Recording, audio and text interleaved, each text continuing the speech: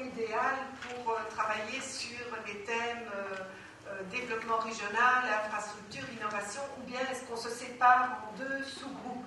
Nous avons à notre disposition une autre salle. Ça nous permet de travailler en deux groupes si vous le souhaitez. Soit on travaille avec l'ensemble du groupe, soit on se sépare. Donc on voudrait vous poser la question. Au départ, il nous paraissait que le groupe était plus petit, mais là, il est 9h30, donc je pense que plusieurs personnes nous ont rejoints entre le moment où on a commencé à travailler et maintenant. Et donc, on peut se scinder, se répartir en deux groupes si vous le souhaitez. Je ne sais pas, qu'est-ce que vous en pensez? On reste ensemble. D'accord, donc on reste ensemble. Alors, première décision à prendre ce matin, qui est volontaire pour animer les discussions? Qui est volontaire pour apporter les conclusions cet après-midi aux autorités? Sachant que celui qui présentera les conclusions bénéficiera de l'appui de l'ensemble du groupe pour formuler les conclusions entre midi et 13h.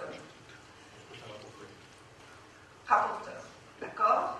Donc nous avons une proposition de rapporteur. Avant de nous prononcer sur les deux propositions, on va voir s'il y a un animateur. Alors nous avons un rapporteur du côté tunisien. Est-ce que nous aurions un animateur du côté européen?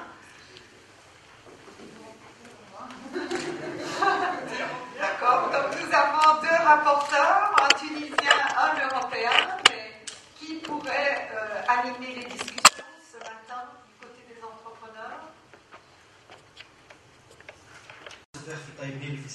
Parce que la réserve foncière de ces installations publiques a une valeur. Donc l'État peut utiliser cette valeur pour développer des projets et ne pas investir lui-même ses ressources. Du coup, il libère des ressources pour aller dans les zones de développement régional. C'est-à-dire l'État ne peut pas faire la réhabilitation du stade de Taïmir, de la Marsa, ou de la Côte, plus les stades de Kef, Kassem, etc. Donc là, l'outil du partenariat public-privé peut être très utile pour amener les privés sur des projets rentables. Parce qu'il ne faut pas oublier que le partenariat public-privé, le privé doit gagner de l'argent, même s'il a une dimension sociale. Entreprendre au Maghreb, je préside, c'est une association qui s'inscrit dans une dynamique beaucoup plus axée sur tout ce qui est économie sociale et solidaire. Aujourd'hui, nous portons 3 projets phares. En l'occurrence, la mutuelle santé solidaire pour les personnes démunies. Donc, en Tunisie, il y a 3 millions de personnes qui ne bénéficient pas de la couverture sociale. Ils ont accès uniquement à des infrastructures sanitaires. Donc, c'est un combat que nous menons aujourd'hui. Ce projet a été validé par l'exécutif du temps de M. Djebali, en présence de M. Liba Saïd, donc avec tous les ministres concernés. Il y avait une validation officielle, c'était en septembre 2012. Et aujourd'hui, donc, on est, avec tout le soutien que nous avons de la France, de Mme Laura Baïza, de l'Union économique du Chambre économique du Grand Maghreb, l'Union pour la Méditerranée, nous avons tout ce soutien aujourd'hui. Reste malheureusement ce côté où, avec même des privés qui sont impliqués à travers ce dossier, c'est la mise en place de cette mutuelle santé solidaire dédiée à cette population démunie dans la précarité absolue, où l'accès au droit, aux soins, c'est aussi la dignité de l'individu. Donc ça, c'est le premier chantier qui n'est pas encore, qui n'a pas encore vu le jour. Le deuxième, c'est la mise en place des maisons de retraite médicalisées. Donc là, par contre, le projet a tout de suite été validé à la fois par la ministre, l'ancienne ministre de la Femme, Leïla Charbel, et repris par la ministre actuelle, Mme Samira Amra. Donc on a signé une convention de partenariat avec le ministère de la Femme pour ces maisons de retraite médicalisées, solidaires aussi, et dédiées au bien-être des Européens, des Tunisiens qui ont les moyens, et des Tunisiens avec une obligation, sans discrimination aucune, qu'il y ait un quota dédié aux personnes seniors tunisiens dans la précarité bénéficient à titre gracieux de ces maisons de retraite médicalisées. C'est aussi... Quel est le rapport avec le partenariat public-privé? Aujourd'hui, c'est pour mettre en place des maisons de retraite médicalisées, il faut avoir des bailleurs de fonds. Donc c'est vraiment, nous, on est là en tant que facilitateur. On a signé avec le gouvernement pour la mise en place de ces maisons de retraite. Aujourd'hui, il y a des compétences dans le paramédical, il y a des hôtels qui sont fermés, donc c'est une manière de relancer l'emploi en Tunisie. Que c'est aussi, il y a une autre donne qui est importante, c'est aussi l'allègement des couvertures sociales des caisses de sécurité sociale européennes. Donc, si vous voulez, il y a un intérêt commun, il y a une certaine synergie à travers ce projet. Donc, il est dédié aussi aux porteurs de projets, aux investisseurs, aux bailleurs de fonds, aux gens qui ont les moyens. Mais la condition, puisque nous portons ce projet, on s'inscrit dans cette dynamique économie sociale et solidaire, c'est aussi pour qu'il y ait un quota à titre gracieux pour une population démunie âgée en Tunisie. Aujourd'hui, malheureusement, ça existe. Donc voilà, si vous voulez, notre démarche à nous. Le troisième projet, c'est un projet qui est dédié aux femmes paysannes et artisanes. Donc nous avons le soutien de l'ADIMED, le premier ministère français, la délégation interministérielle, qui nous a soutenus aussi pour accompagner ces femmes artisanes paysannes pour créer leur propre structure et qu'elles soient coachées aussi par des femmes diplômées, de jeunes femmes diplômées en Tunisie. Donc, et avec une idée qui a été validée par la ministre aujourd'hui de la femme, la création, j'espère, peut-être je suis en train de rêver, mais bon, je reste optimiste, de créer une caisse d'assurance maladie pour les femmes dans le secteur informel. Voilà. Merci.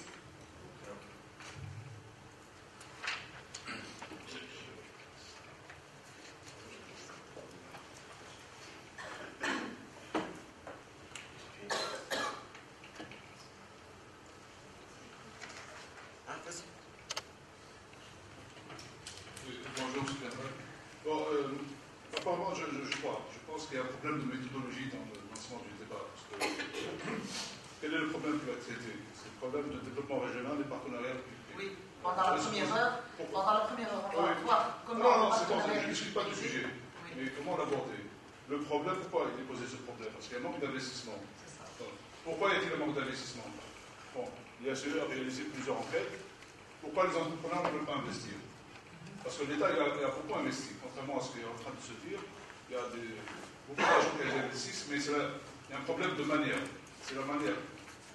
Mais pourquoi le privé ne veut pas, mais n'est pas attiré? Parce que toutes les enquêtes ont montré qu'il y a un problème d'infrastructure et un problème de qualité de vie. Et donc, il faudrait organiser le débat autour de cette thématique. Donc, comment... C'est un brainstorming. Donc, nous, on prend les idées, oui. on colle à la thématique, voilà. Par rapport à comment faire pour que le développement régional soit plus inclusif par le partenariat public-privé. Voilà. Quel est l'apport du partenariat public-privé? Quels sont les problèmes qui se posent? Il y a un problème d'infrastructure, il y a un problème de qualité de vie, parce que les entreprises, quand elles vont s'implanter, il faut qu'il y ait un minimum de confort pour les cadres. Et donc, il y aura un partenariat public-privé pour installer toutes les commodités, pour attirer les entreprises, pour les voies d'accès, etc. Donc ce débat pourrait s'orienter vers comment répondre à toutes ces questions et comment, c'est-à-dire créer une interaction entre l'État et le privé pour résoudre tous les problèmes qui se posent, qui ont été déjà identifiés. Vous savez qu'il y a beaucoup de projets dans les régions, nous à travers les forums que nous organisons dans les régions, il y a beaucoup de projets dans les régions, des projets de l'État qui sont bloqués, dont les budgets sont là, qui sont bloqués, qui sont à 20%, à 30% de la réalisation et qui n'avancent pas. Donc, qu'est-ce qu'on pourrait faire par rapport déjà aux projets existants via le partenariat public-privé? Une liste. Pourquoi ils sont bloqués? Ils sont bloqués pour des raisons administratives, parce qu'il y a la législation sur les appels d'offres qui est très compliquée. Donc, il y a des retards énormes par rapport au marché public. Donc des projets d'infrastructure dont les budgets sont bloqués. Il y en a qui n'ont jamais démarré, il y en a qui ont démarré à 20-30%. Donc vous savez très bien qu'aujourd'hui, si on fait un projet aujourd'hui, ça coûte beaucoup moins cher que si on le fait dans 4-5 ans. Donc déjà par rapport au projet existant, une piste, hein. Oui. Moi je voudrais rebondir sur ce que vient de dire Sofiane. Le problème, je pense que déjà faire une entreprise à l'intérieur du pays, c'est très très difficile. Quelqu'un qui est de la côte, qui n'est pas originaire de ces régions. Et il y a un constat, il y a le manque de performance déjà des quelques projets de partenariat public-privé existants. On va dire qu'il y a un constat d'échec.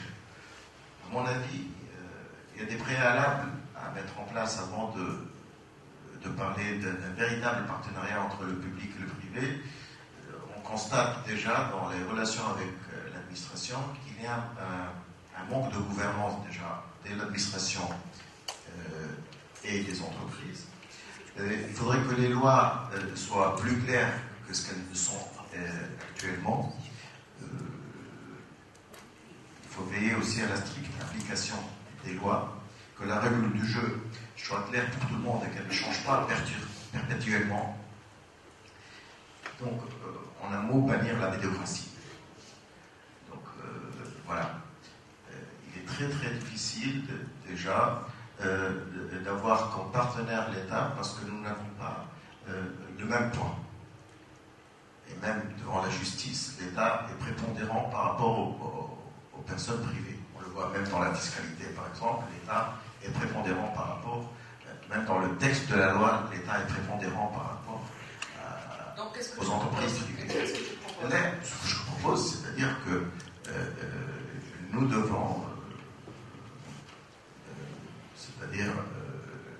pas conseiller, mais mettre des préalables. Il faudrait que la gouvernance de l'administration s'améliore pour que cela facilite, pour que cela redonne la confiance aux investisseurs qui vont franchir le pas et accepter d'avoir un partenariat avec l'État.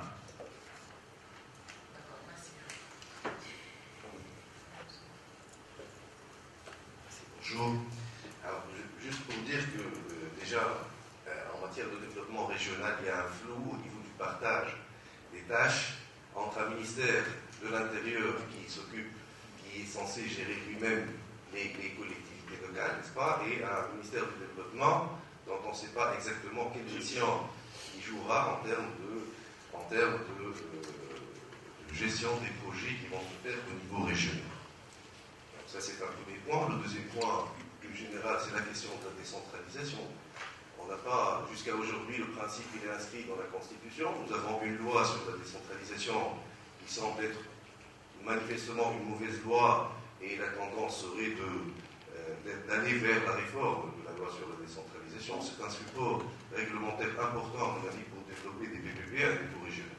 Et troisième question, c'est que nous visons des régions dont on devrait connaître le niveau de vie des citoyens. Alors, quelle forme de PPP seront réalisées au niveau de ces régions-là? Est-ce que c'est l'État qui va payer sous forme de paiement différé, ou est-ce que ce seront les usagers qui devront financer ou payer pour ces projets réalisés en partenariat public-privé?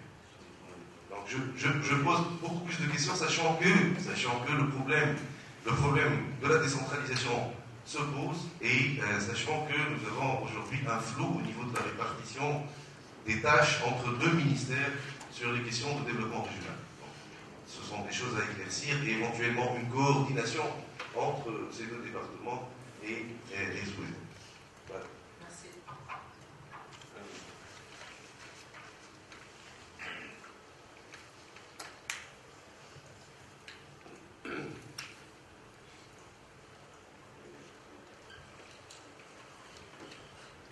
Merci.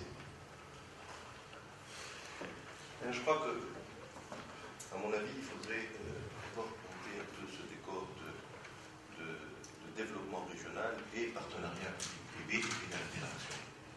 Que peut faire le partenariat public-privé dans cette question de développement régional, dans ce dossier de développement? Et comment l'intervention donc du secteur privé et du secteur public, et qui n'est pas la même, même dans le partenariat public-privé, dans les besoins de développement régional. Il faut d'abord voir quels sont ces besoins, quels sont les secteurs, et quels sont les secteurs où va intervenir cette relation publique-privée. Il est clair aujourd'hui un peu ce qu'on est en train de voir dans notre pays, qu'il y a des secteurs qui s'imposent, les besoins s'imposent, à savoir le secteur de la santé, qui connaît un déséquilibre au niveau de la carte sanitaire, au niveau, que ce soit humain ou sur le plan humain ou au niveau de l'infrastructure, le secteur également du transport, et aussi, ce qui est très important, le secteur du logement dans les régions. Bon. Aussi, il y a l'infrastructure. Et là, c'est une autre question, c'est une question de financement. Le financement de l'infrastructure via les financements qui peuvent être octroyés au secteur privé. Et les services aussi. C'est un partenariat public-privé par excellence. Maintenant, la pédagogie et l'approche pédagogique qu'on doit avoir par rapport à cette question de partenariat public. Est-ce que nous sommes tous d'accord? Peut-être pas autour de cette table, nous sommes sûrement beaucoup plus d'accord que par rapport à d'autres tendances. Est-ce qu'aujourd'hui, au niveau du paysage économique et politique, nous sommes tous d'accord sur la notion de partenariat public-privé et la considération que nous pouvons avoir sur cette notion? Est-ce que nous sommes tous d'accord sur les objectifs et les moyens de ce partenariat? Certains considèrent, et on le sait, que c'est une privatisation pure et simple, alors qu'il n'en est rien de ça. Il faudrait peut-être aujourd'hui expliciter et définir et unifier la définition de ce partenariat public-privé pour les besoins de cette. Je crois que c'est un élément très très important avant de commencer. Chacun perçoit les choses à sa manière. Il y a une notion très importante, à mon avis, qu'il faut mettre en avant, et qui est l'élément central, c'est la mission de service public. Il faut que tout le monde sache, enfin, on le sait peut-être, mais il faut que tous les autres sachent que la mission de service public, c'est une mission qui appartient à l'État. Elle sera toujours la propriété de l'État. Et que les gens qui vont, justement, accomplir cette mission, que ce soit du public ou du privé, ne sont que des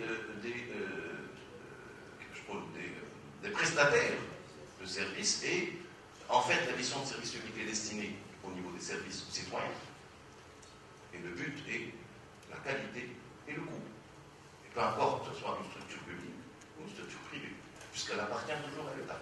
On a l'impression que si aujourd'hui on donnait cette mission de service public au niveau du transport, au niveau des régions, on a vraiment besoin, comme si cette mission ou ce secteur allait devenir un secteur privé, et en fait on va mettre en face un besoin du public, alors que l'organisation ne peut être faite que par l'État, et les coûts, enfin les prix par l'État, et la qualité elle va être déterminée par l'État, et le contrôle va être fait par l'État. Autre chose également, cette question la question aujourd'hui des entreprises publiques et de leur gestion, et du problème des entreprises publiques. Et cette notion d'entreprise publique, dans d'autres pays, on a évolué vers des entreprises à capital public. Et il y a une unité de gestion, la gestion est en mode privé. Et là, il y aura beaucoup moins de problèmes, puisque même les entreprises publiques seront elles-mêmes soumissionnaires, et elles seront concurrentes du secteur privé. Et là, ce sera la concurrence et la même méthode de gestion, la compétitivité et la qualité, qui seront tranchées entre le secteur privé et le secteur public. Aujourd'hui, nous avons l'impression qu'il y ait une tendance vers un surprotectionnisme des entreprises publiques, et le bilan est là, tout le monde le sait, un peu attaché, et que cette méthode ne peut plus changer. Donc voilà, c'est l'approche, le terrain à préparer sur le plan conceptuel et sur le plan structurel, et définir bien sûr les besoins, et les planifier. Les besoins des 10 prochaines années ne sont pas les besoins d'après, donc nous avons des urgences aujourd'hui. Pour moi, c'est la santé, le transport, le logement. Le logement est un problème très important, on le voit partout, le logement, et notamment le logement social. Et la valeur travail vient de là, on en parle tout le temps. Et également les services aux citoyens. Nous avons vu aujourd'hui ce qui se passe au niveau des services aux citoyens les plus basiques et dans la capitale, parce que justement ils sont assurés par une structure entreprise publique ou centrale, et qui n'est pas une structure qui puisse être un jour dérangée ou peut-être menacée de perdre son marché par rapport à notre entreprise. Voilà, merci. Merci Philippe. J'aimerais rebondir sur 2 points qu'a dit qui m'interpellent particulièrement. Le transport et la définition du PPP. Je pense que c'est fondamental. Parce que si on ne définit pas ce que c'est que le PPP, et si les intervenants et les organisations, toutes les organisations nationales, notamment syndicales, qui font des blocages pour tout changement, et les partis politiques, la société civile, oui. Voilà, donc ça passe par la redéfinition du rôle de l'État. Aujourd'hui, nous avons vu que l'État gestionnaire, c'est un échec cuisant. Sur les 200 entreprises dirigées par l'État, 50% sont en faillite. Donc l'État gestionnaire, ce n'est pas une expérience à continuer. L'État doit être arbitre, régulateur, il a un rôle législatif, il a un rôle de contrôle, mais c'est le privé qui gère mieux que l'État, et c'est le privé qui génère des richesses, et c'est le privé qui est plus compétitif, ça c'est clair et net. Donc la vulgarisation et la pédagogie. L'État sort, il peut être à travers son capital, mais la gestion est la même. Il peut avoir un capital public, mais non les entreprises publiques comme on les connaît, c'est fini tout ça. L'État peut être là, mais il gérera comme les autres. Donc il y a une pédagogie, tout à fait. Il y a une pédagogie, une explication à faire aux gens, à la société civile, à tous les intervenants, sur ce nouveau rôle justement de l'État. Un deuxième point qui m'interpelle, le transport. Tu as parlé du transport. Effectivement, il y a des expériences qui ont été effectuées en partenariat public-privé dans le secteur du transport. J'en parle parce que nous, on a le groupement professionnel du transport au sein de la Connect qui souffre énormément. C'est un secteur qui est sinistré, c'est un secteur qui a justement, où il y a un partenariat public-privé. Aujourd'hui, le prix du billet est fixe, les charges augmentent et c'est un blocage.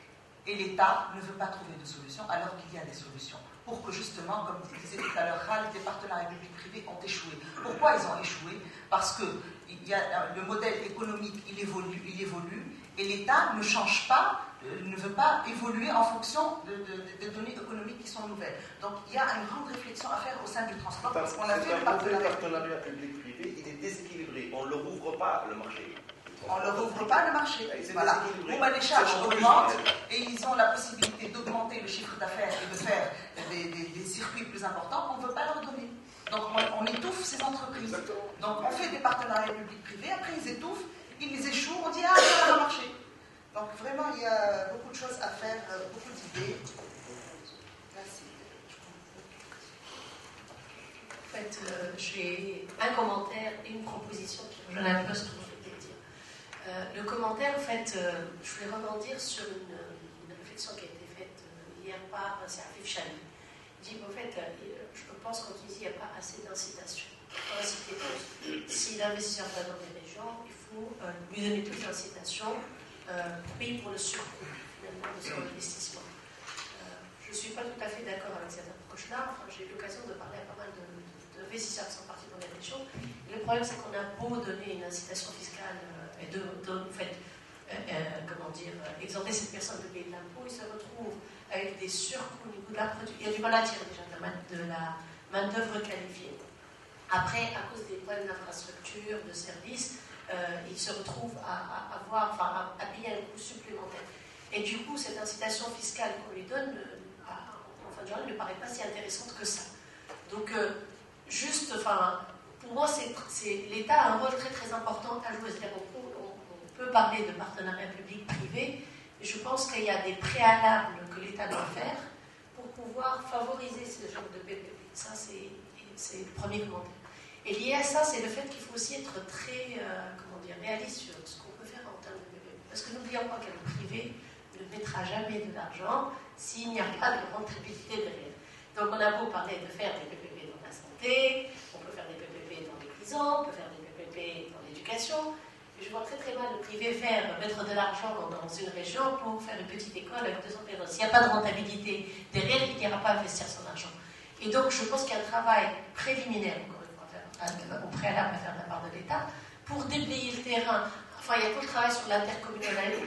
Par exemple, conditionnalités pour faire en sorte que les projets puissent avoir une taille minimale pour attirer l'investisseur privé, parce que si c'est trop petit, il ne sera pas intéressé. Tout le travail sur la réglementation, mais également même sur le travail de déblayer et d'exprimer une volonté claire et être sérieux sur ce travail, enfin sur le fait de vouloir faire des PPP. Donc ça, c'était le commentaire. Maintenant, sur la proposition, comment est-ce qu'on pourrait faire du développement régional? Une manière de faire du développement régional, c'est d'encourager l'entrepreneuriat. Et puis surtout d'encourager les locaux, parce que très souvent, c'est très difficile d'emmener quelqu'un de l'étranger ou de la capitale pour investir dans les régions. Donc une approche qui serait peut-être défendable, c'est de dire, en fait, j'encourage les locaux à rester, parce que c'est des gens qui ont vécu dans la région. Et donc l'entrepreneuriat peut être un véhicule d'encouragement du développement régional. C'est une approche plus bottom-up. J'ai une petite expérience personnelle à travers sur Bretagne, on voit pas mal de projets. Une constatation qu'on peut faire, c'est que l'État a beaucoup investi pour des structures d'appui. Il y a par exemple tout un réseau d'incubateurs, de pépinières qui gère par l'API, par l'APIA. Ce qu'on remarque très très souvent, c'est que l'État a réussi à mettre en place de très beaux bâtiments, il y a des ordinateurs, mais il n'y a pas de soft. C'est-à-dire que c'est des gens, en fait, pour eux, finalement faire des pépinières, ça revient à mettre à la disposition de l'entrepreneur un bureau. D'un autre côté, on voit énormément d'initiatives qui sont en train de se mettre en place en Tunisie, privées et financées par les donateurs. Personnellement, en fait, dans mon équipe, on a cherché à mapper un peu, on a identifié plus de 45 initiatives soutenues par le privé ou initiées par le privé par les donateurs pour encourager. Tout le monde en ce moment veut faire du coaching et du mentorat et du soutien à l'entrepreneuriat en Tunisie. Mais ce qu'on remarque, c'est qu'il y a très peu de collaboration entre les deux. Donc une manière de faire des PPP, c'est finalement de renforcer ce lien, d'utiliser ces structures de l'État où il y a des bureaux, il y a une présence et une proximité que peut-être le privé n'a pas, et puis d'amener ce savoir-faire du privé, parce que le privé sait comment initier des projets. Il sait comment conceptualiser. Ça rejoint un peu là aussi l'initiative de Mme Monia de dire finalement l'État devrait fixer des règles. Il peut mettre de l'argent, mais il ne devrait pas faire de la conception et il ne devrait pas faire de la gestion. Et donc on peut renforcer, je pense qu'il y a, on peut créer une espèce de conseil national d'entrepreneuriat. On essaie de vraiment renforcer la collaboration et de rapprocher le travail entre les deux. Parce qu'on voit vraiment un nouveau business d'entrepreneuriat qui est en train de se développer. Il y a plein d'initiatives, mais il y a très peu de collaboration. C'est des collaborations qui sont ponctuelles. Donc on renforcer cette collaboration pour en faire des PPP. Et aussi peut-être encourager l'État à arrêter de faire de la conceptualisation. Personnellement, j'ai eu encore une fois l'occasion de regarder un nouveau programme que l'État peut mettre en place, ça s'appelle le projet d'entreprise solidaire. Je ne sais pas si vous en avez entendu parler. Le concept est très très simple. Il veut prendre 3 chômeurs. Il faut que ce soit un chômeur qui a un background technique, un commercial et un marketing. Il les oblige à se mettre ensemble. Ils vont chacun avoir le tiers de 100 000 dinars au prêt personnel qu'ils peuvent mettre en contribution. Et il veut faire de l'entrepreneuriat de qualité et de masse. Donc le but c'est de créer, c'est des chiffres assez ambitieux. Et pour moi le concept, si j'ai une très bonne idée, pourquoi je vais m'obliger à me associer avec 2 personnes, en plus c'est des chômeurs qui ne m'apportent même pas de valeur ajoutée. Je ne parle même pas du montage financier. Donc je peux vous donner un exemple, c'est pas pour critiquer, je pense qu'il y a beaucoup de travail et de bonnes choses à récupérer dans cette initiative, mais je pense que le secteur privé, pour renforcer les PPP, il y a tellement d'initiatives, l'État peut faire, par exemple, un appel à projet chaque année où il peut financer avec l'argent qui est mis en place ces différentes initiatives, parce qu'il y a beaucoup de personnes qui ont de très bonnes initiatives. Dans la salle, entre autres, je sais qu'il y a Sobretagne, apparemment votre association, il y a la Connect qui a aussi lancé un programme en place.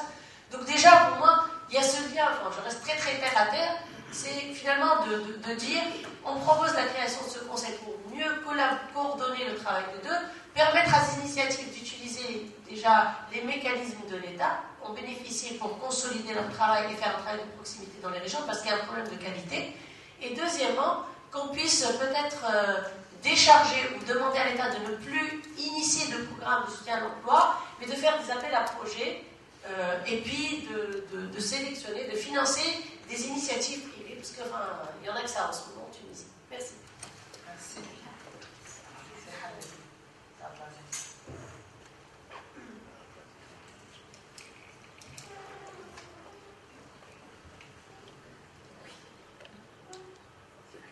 y a un problème de charge. نسمعوا بعض نسمعوا على الصوت Tu as absorbé la charge de la charge. Bon, je pense qu'on peut passer le micro. Oui. Quand on parle de développement régional, on parle d'abord de développement. Je pense que le mot le plus important, c'est développement. Et le développement passe obligatoirement à travers une participation à la croissance. Il n'y a pas de développement s'il n'y a pas une participation à l'activité économique qui crée de la valeur. Et donc, ça passe par des investissements productifs. Il n'y a pas de développement régional sans investissement productif. Et il n'y a pas d'investissement productif hors de l'investissement privé. Ça, ce sont des évidences qu'il faut afficher parce qu'on croit que le développement régional consiste à construire un stade ou à construire une route. Voilà. Or, pour avoir cet investissement privé, il y a bien sûr des conditions de production. On vient d'en parler. S'il n'y a pas les conditions de production, il n'y a pas d'entreprise. Voilà. Mais il y a aussi des conditions de vie.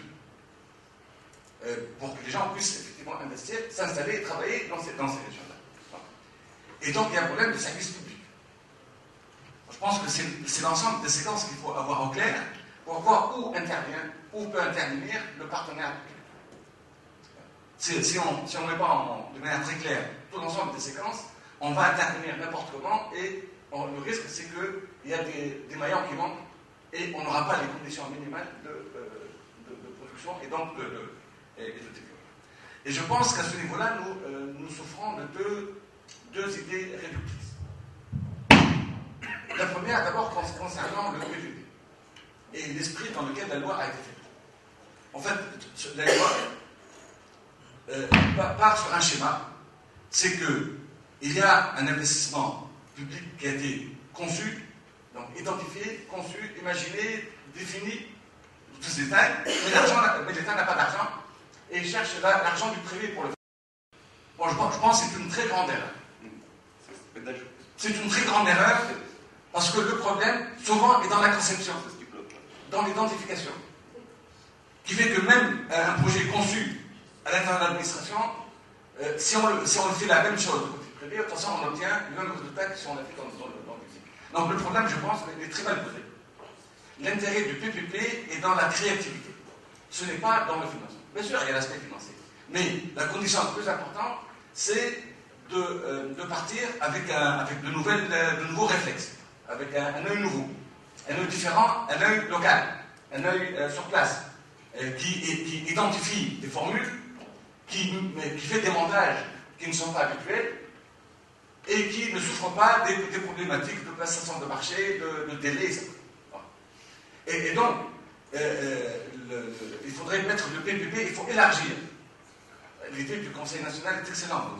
Au lieu d'une instance administrative qui va arbitrer entre les administrations, plutôt créer un Conseil national hors administration, qui lui donne les pistes, qui ouvre les grands chemins, et qui laisse la porte ouverte à la créativité. Je crois que c'est fondamental. Bon. Tout à l'heure, on parlait de l'innovation, on va retrouver les mêmes problèmes. La loi actuelle, elle est anti-innovation. Bon. Et donc, je pense qu'une recommandation importante à faire, c'est de ne pas insulter l'avenir et de bloquer toutes les pistes du partenariat en mettant en relief une seule forme, qui est le cas d'une grande infrastructure pour laquelle l'État n'a pas d'argent. Et ça il va y avoir 2 cas, ou 3 cas, ou 4 cas de projet. Ce n'est pas ça qui va changer la situation économique dans les régions.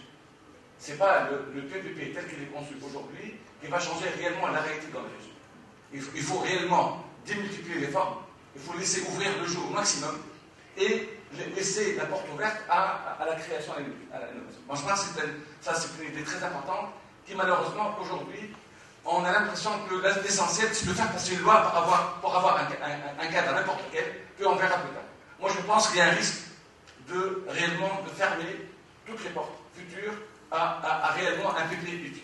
Bon, ça, c'est la première idée réductrice. La seconde, c'est la confusion. Oui. C'est la confusion que nous faisons entre services publics et entreprises publiques et personnel public. On travaille avec une hypothèse jamais discutée. c'est qu'un service public ne peut être rendu que par une entreprise publique et que par des fonctionnaires.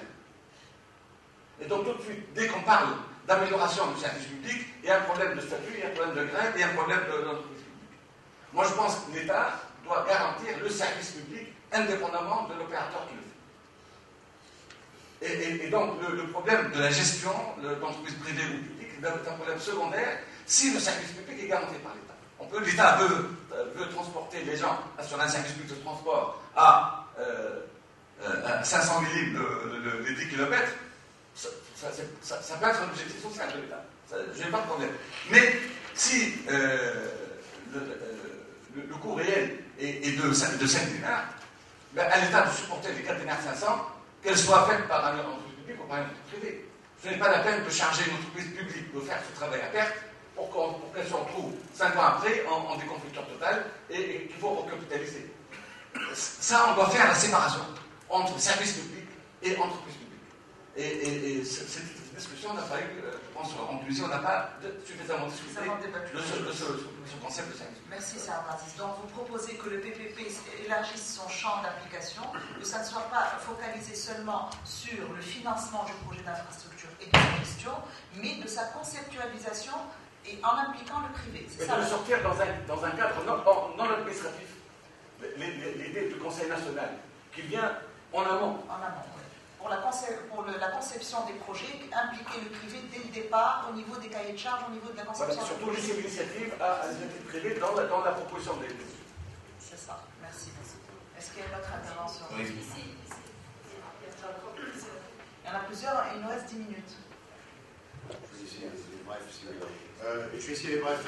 Je pense qu'il faut d'abord clarifier les notions de concession, de PPP. J'ai l'impression qu'il y a un certain flou là-dessus.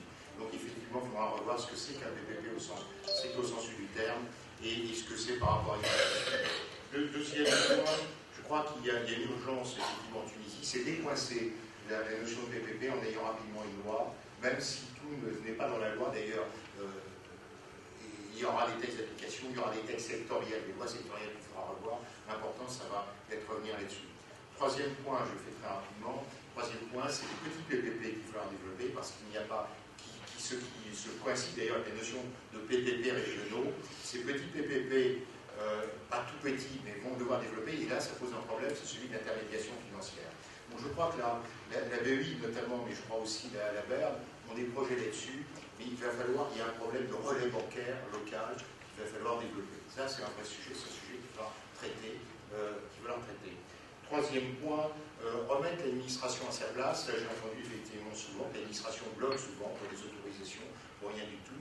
Elle n'a pas une conception, elle ne comprend pas l'économie, on ne sait pas ce que c'est, elle administre, elle a un pouvoir, on abuse, et donc il y a un problème de contrôle de l'administration qui doit être vu. C'est pas tellement à travers la loi PPP, mais c'est à travers d'autres problèmes. La loi PPP ne va pas tout résoudre, vous ne vous attendez pas à ce que la loi PPP provoque la justice, provoque la modernisation de l'administration, c'est simplement un des outils qui va obliger par d'autres moyens à faire avancer les choses. Elle sera complétée à la fois par d'autres lois, elle devra être par des décrets d'application, par des pratiques, par une culture aussi du PPP qu'il faut lancer, au sens, et là j'utilise le mot PPP au sens large, pas au sens stricto sensu de la loi, mais au sens très large, inclure les concessions. Il y avait aussi les modes de partenariat public-privé qui étaient des modes sociétaires, mais là on va plus sur l'aspect du PPP contractuel. Il faut développer plus que les sociétés économiques, sinon pas donner des résultats fabuleux. Remettre l'administration à sa place, mais aussi, point, là je réponds à votre question, monsieur, il faut que ce soit le privé qui soit l'initiative de la loi. La loi prévoit d'abord dans un PPP stricto sensu, c'est des fonds publics qui vont largement financer. Donc on ne peut pas exclure l'État et l'administration de la gestion de ces PPP. C'est évident, vous n'allez pas à la fois demander l'argent de l'État et dire ne vous occupez de rien, on s'occupe de tout. Je vois qu'il y a effectivement certains groupes étrangers qui souhaiteraient cette position. Et ça, ce n'est pas l'intérêt de la Tunisie. L'État est là, c'est le vôtre, il est là pour vous défendre. Alors il le fait mal, il le fait peut-être mal, mais il peut le faire mal, on peut demander à ce qu'il améliore sa gouvernance, et là il y a de sérieuses raisons de le faire, mais il reste que c'est l'institution qui va financer, c'est lui qui va collecter l'impôt pour payer des services publics. Vous avez tout à fait raison sur la distinction fonctionnaire, service public, qui est assimilé, il n'y a pas qu'en Tunisie, vous avez hérité de mauvaises pratiques étrangères, Donc, vous voyez ce que je veux dire, l'État, confusion, nous sommes l'État, nous sommes l'administration, donc nous sommes le service public, nous sommes les fonctionnaires. Il a tout à fait raison, il faut mettre ça en l'air. Une bonne fois pour toutes, enfin une bonne fois, il faut essayer de le mettre en l'air. Par contre, effectivement, il reste qu'il est prévu dans la loi que l'initiative des PPP par des propositions spontanées peuvent venir du privé. C'est très souvent ce qui va se faire en pratique. Non, ce qui est écrit ici, c'est prévu. L'initiative spontanée, c'est prévu. C'est dans la loi. Et l'article 17, c'est dedans, il faut le lire. Donc, initiative spontanée, on va, et ça va arriver assez souvent. Ça va être formel ou informel, parce que ça n'a pas besoin d'être suivre le texte de la loi. Ça va être la pratique qui va dégager ça. Vous aurez un entrepreneur national d'étranger, il va arriver avec un projet, il va aller voir, on a dit, bon, il ne faut pas voir le ministère sectoriel parce qu'il vous empêche d'avancer, mais vous allez voir le Premier ministre, vous allez voir l'unité de suivi des concessions, ça va être peu faible que ça va se faire, tout ça. Si vous avez un projet, comme on citait, j'ai entendu hier soir, à 1 kWh à 4 centimes, et qu'il est à 9 centimes à l'heure actuelle, automatiquement, ça va servir. La presse va en parler, et l'administration ne pourra pas bloquer. Donc l'initiative privée, elle est prévue, elle est encouragée, et c'est cela qui fera le succès des PPP. En tout cas, elle est prévue dans la loi. La loi ne traite pas de tout, il ne faut pas d'ailleurs qu'elle traite de tout, parce qu'il faut qu'elle reste souple, et qu'elle puisse, à travers l'application, à travers les textes d'application, la pratique surtout, à travers l'économie, à travers le financement, le travail que vont faire les partenaires techniques et financiers, à travers, je vais dire, l'idéologie du PPP au sens large à développer, c'est comme ça qu'on va faire avancer les choses. Là, c'est l'article 14 en fait, qui parle de ça. Donc, je cite, la personne privée peut faire une offre spontanée pour la réalisation d'investissements dans le cadre des contrats de partenariat avec le secteur public. Oui, mais complétez la phrase. Non, c'est ça la phrase. Moi, j'ai le texte qui vient de nous arriver de l'Assemblée. L'article 9. D'abord, c'est pas le même article. C'est l'article 9. Oui, il y a peut-être une. Alors, c'est l'article 9. Et le texte dit c'est la personne privée peut proposer. Mais non, à la personne publique. Oui, c'est elle qui propose. Comme elle ne proposera jamais, la personne publique ne transmettra jamais sa demande privée. Parce que le public bloque toutes les entités privées. Mais qui devrait proposer un conseil, justement, un conseil. C'est qui la personne publique? C'est l'acheteur public, l'entreprise. L'entreprise publique. La STEC ou l'ONAS ou la SONET, etc. Mais non, il peut proposer au ministère. Non, il peut proposer au ministère.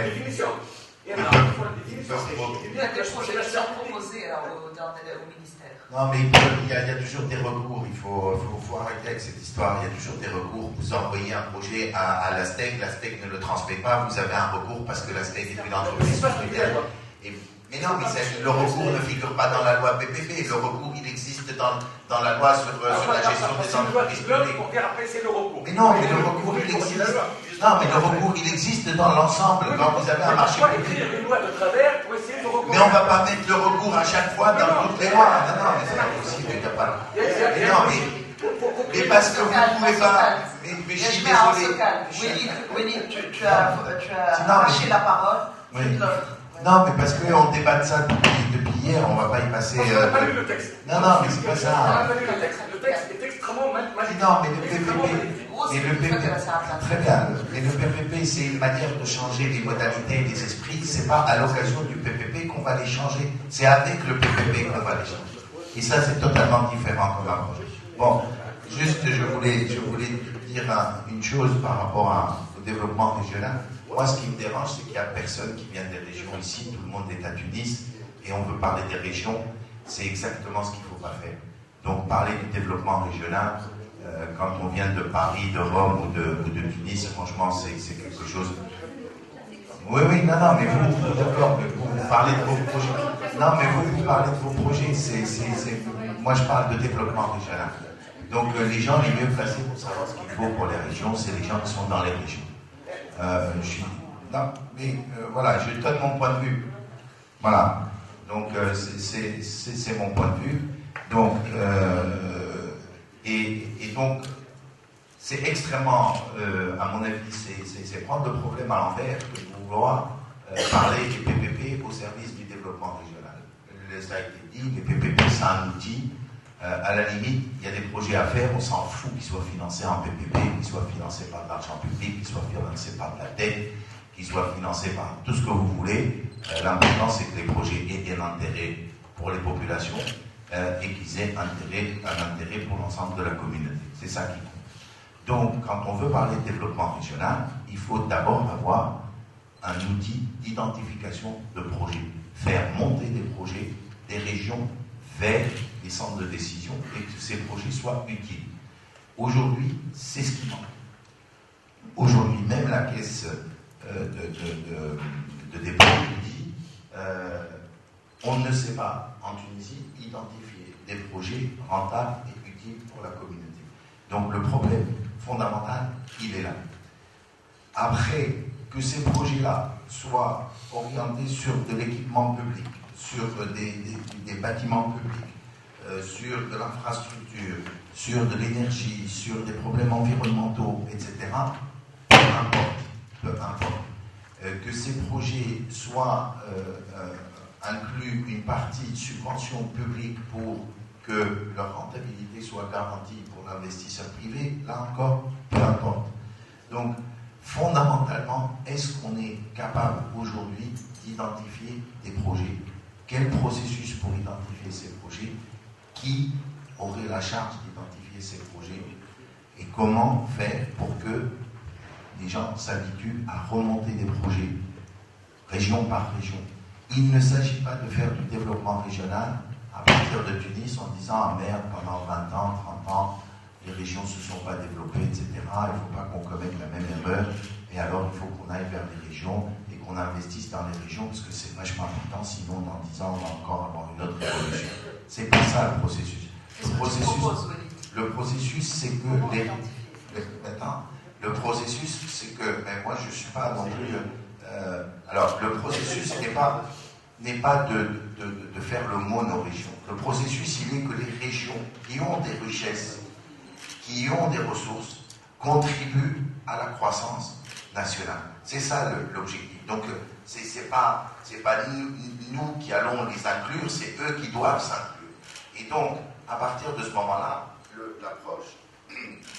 l'approche pour moi, c'est que à l'intérieur de l'État, il puisse y avoir des structures dont l'objectif est de pousser à ce que des projets soient identifiés à l'échelle régionale. Alors moi j'ai une idée, mais je ne vais pas l'imposer Donc aujourd'hui, quelle est la seule structure qui a une vraie connaissance du pays sur le plan régional? C'est le CGDR, c'est le Commissariat Général au Développement Régional. C'est la seule structure économique et financière au développement régional. Parce que la CGDR a une compétence côtière exclusivement. Les ODR restent les offices. Si je peux me permettre. De toutes les façons, il faut utiliser les structures de l'État qui ont cette compétence-là, qui ont cette capacité-là, et il faut leur donner ce rôle-là. Ça veut dire qu'il faut qu'ils aient réellement dans leurs objectifs et dans leur mode de fonctionnement et dans leur travail au quotidien l'objectif d'aider et d'accompagner les régions dans l'identification des projets structurants. Après, une fois qu'on a identifié des projets structurants, peu importe le moyen par lequel on va les financer. Parce qu'on pourra identifier des projets structurants qui seront des projets purement privés et pour lesquels l'État n'aura strictement aucun apport à faire et qui pourront être financés totalement par le privé en faisant un appel à candidature ou autre. Donc, toute la problématique aujourd'hui en Tunisie réside là-dedans, à mon avis.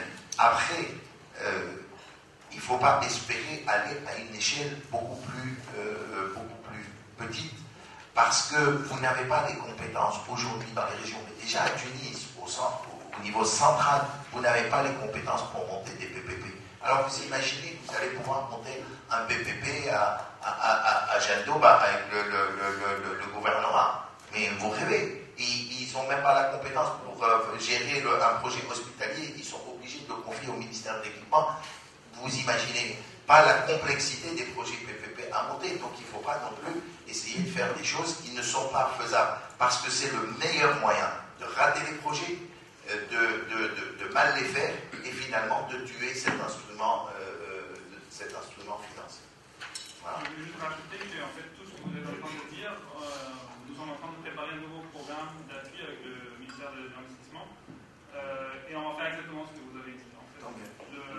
l'idée, c'est de créer des plateformes de dialogue public-privé, ce qu'on fait ici, dans 4 régions pilotes, pour développer des plans pour le développement du secteur privé dans ces régions-là. Et l'idée pour le moment, c'est de mettre en œuvre justement le programme en collaboration avec le CGDR et les ODR pour le reste du pays. Mais la plateforme du dialogue public-privé, elle existe déjà, elle est décrétée, donc n'allez pas créer des choses qui existent déjà. Au niveau des régions? Elle n'est pas au niveau des régions, mais l'instrument, il existe déjà, donc il suffit de lui donner une dimension régionale. Il ne faut pas. Il existe, il est décrété, donc il est créé par décret. Donc aujourd'hui, la structure, elle existe dans le cadre du National Business Agenda, où il y a l'État, et c'est représenté par le Premier ministère et la Direction générale de la restructuration, n'est-ce pas, la restructuration administrative, la réforme administrative, l'UTICA, l'UTAP, l'IACE sont membres et toutes ces structures ont éventuellement, mis à part l'IACE, ont des ramifications régionales. Donc, elle n'est pas créer quelque chose qui existe déjà. D'accord, merci Walid. Trois choses. Walid a posé une question centrale, qui est celle de la structure qui va déterminer les besoins. Nous sommes dans la discussion du principe et de la loi cadre, du cadre de cette relation partenariat public-privé et le développement. Donc, là où les besoins, c'est pas que les régions soient là, pas peut-être à mon sens, n'est pas le plus important. Mais la structure, nous avons en aucun cas, ce n'est même pas les offices, dans l'avenir, ni le commissariat régional, mais les conseils régionaux, les conseils généraux des régions. C'est une structure, nous sommes dans une loi de réforme administrative et de décentralisation. Et ces conseils-là, qui sont composés de toutes les ressources, enfin les forces de la région, disons, qui vont eux déterminer, ce n'est plus l'administration à elle seule qui doit déterminer les besoins d'une région. Donc, on doit, en fait, nous, on est en train de mettre en place un cadre qui va se développer avec la loi sur la décentralisation. Il est clair, ce n'est pas une question d'aujourd'hui. Mais il y a des priorités. Bon, le deuxième point, la rentabilité. Je ne sais pas qui a évoqué la question de la rentabilité au niveau qui peut poser problème au niveau de la rentabilité partout, même dans le public. Aujourd'hui, dans le budget de l'État, dans les ressources, les entreprises publiques devraient, elles, participer. Marlène Valioum, parce que nous avons des entreprises publiques qui ne sont pas rentables et qui sont déficitaires, et depuis certaines, dans certains secteurs, depuis quelques années, n'ont pas versé de l'argent dans le budget de l'État, mais c'est prévu. Quand une entreprise est rentable, Tunisia, il y a quelques années, elle verse de l'argent au budget de l'État. Donc la rentabilité, que ce soit publique ou privée, elle existe. Donc elle ne doit pas poser problème. Lyon, on pose le problème de la rentabilité comme étant un frein à ce partenariat, alors que c'est un faux problème. Aucune structure, qu'elle soit publique et privée, n'est viable s'il n'y en a pas de rentabilité. Le vrai problème, c'est quoi? C'est le meilleur coût avec la meilleure qualité. Derrière, qu'il y ait une bonne gestion, tant mieux, que ce soit public ou privé. La troisième chose, c'est qu'aujourd'hui, nous avons un terrain prêt. Nous pouvons avoir des urgences. Nous avons des urgences. Il y a un terrain prêt pour développer cette relation publique-privée. Et par exemple, le secteur de la santé. Le secteur de la santé, il existe dans les régions publiques et privées. Et aujourd'hui, nous avons une réforme d'assurance maladie qui, lui, aujourd'hui, utilise le public et le privé. Et l'argent de l'assurance maladie, qui est un argent qui est géré, si on veut, par des structures publiques, sont destinés au privé et destinés en partie au privé pour des services de santé. Mais il y a une chose qu'on ne développe pas assez, enfin, on ne se préoccupe pas d'une complémentarité du service public de la santé et privé de la santé. Vous avez des régions aujourd'hui où il y a des scanners privés et pas de scanners publics. Et l'un occulte l'autre, et on va dans une autre région, dans un autre hôpital d'une région à côté, la gouvernorat à côté, pour aller faire un scanner. Je vous les dépenses, les risques de l'autre côté, alors qu'à 2 km, il y a un scanner. Il faut simplement mettre en place une plateforme de complémentarité. Ah, on n'a pas besoin de gros investissements. C'est simplement utiliser le potentiel. Et si le privé, en termes de santé, peut réagir plus rapidement que le public pour rééquilibrer la question de la carte sanitaire, et tant mieux. C'est plus facile. Et là, il y a des choses qui sont plus faciles que d'autres. Il y a des secteurs d'infrastructure beaucoup plus. Merci, Philippe. Je voulais. Il y a le micro. Majdi l'a demandé tout à l'heure. Ça arrive. Sois patient. Le micro est arrivé, c'est monsieur Allez-y. Donc, je vais parler de la perspective en investisseur étranger. Et pourquoi une personne peut investir ou peut investir ou va réinvestir dans un pays. Et pour moi, je crois qu'il faut que l'administration, il n'y a pas d'interférence, mais il mettrait la règle du jeu. Quand je dis par interférence, si c'est un opérateur qui est en concurrence et qui utilise des autres moyens, peut-être ça va empêcher de réinvestir dans le pays. Et une autre question, c'est on doit être conscient que toutes les interventions que l'administration fait aujourd'hui ont un impact à moyen terme. Si un gouvernement vient, et je m'excuse, mais on dit que la première mesure c'est d'interférer dans les prix du marché de différentes raisons humaines, politiques et tout ça, ça c'est contradictoire contre un message de liberté d'actuation, de liberté d'initiative privée. Et ça, à la fin, quand les gens ils ne sont pas ici, mais ils sont dans d'autres pays, vont analyser les projets d'une manière plus négative. Une autre question importante, à mon avis, c'est aussi de parler d'une expérience positive. Il y a des collègues qui n'ont pas la même expérience positive, c'est qu'une fois qu'ils viennent ici, l'État, l'autorité d'État, quelquefois, surtout après la Révolution, a manqué dans certains endroits, surtout la rébellion défavorisée.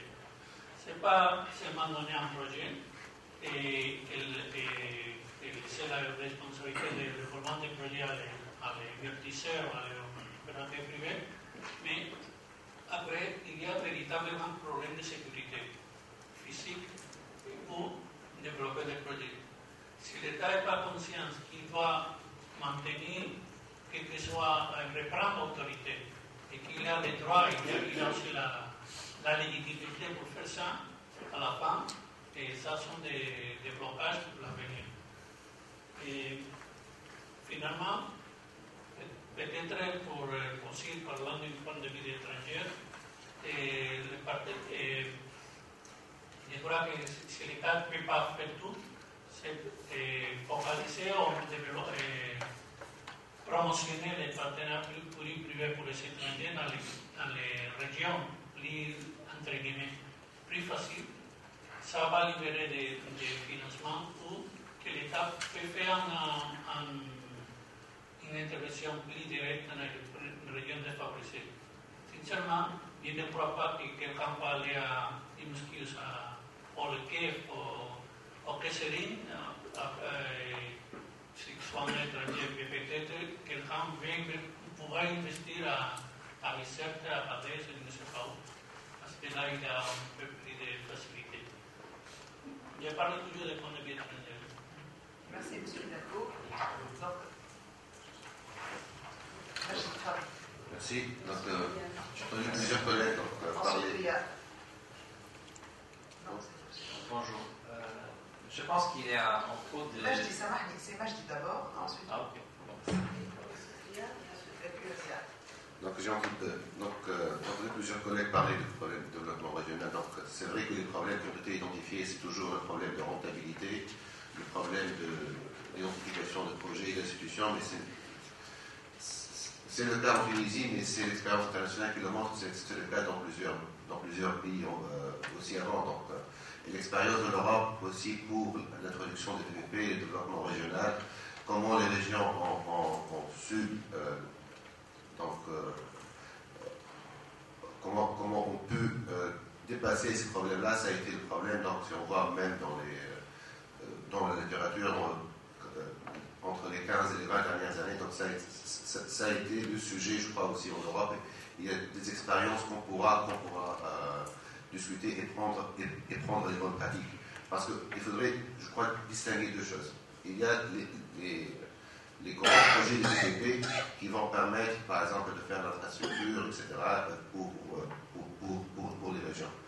Le problème de rentabilité, donc ça a été évoqué que les entreprises publiques ils sont subventionnées, donc, et on voit dans plusieurs expériences quand on encourage le privé à aller investir dans les régions, mais que son activité soit aussi subventionnée. Donc, et c'est avec un processus clair sur ce modalité-là. Donc, comment améliorer la capacité des institutions? Il y avait au niveau de l'unité de PPP, lorsqu'ils mettent l'unité de PPP, ils ont par exemple une partie qui va s'occuper de l'assistance technique aux régions pour le faire. Donc, il y a plusieurs modalités. Il faudrait, juste parce qu'on parle de développement régional, il faudra aussi qu'on soit conscient que maintenant, les conseils régionaux en Tunisie, ils vont avoir ces ressources propres. Donc, ils vont aussi identifier des projets en PPP. Donc, comment on peut travailler sur la problématique de rentabilité d'institutions et d'identification?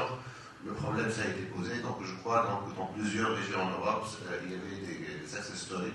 Donc, on pourra trouver des bonnes pratiques pour s'inscrire. Merci Majdi. Monsieur, ensuite Léa. Alors, je pense qu'il y a plusieurs points qui ont été mentionnés cette matin, en particulier la relation de développement régional. Moi, je pense qu'il y a un peu de confusion entre planning d'infrastructure et PPP.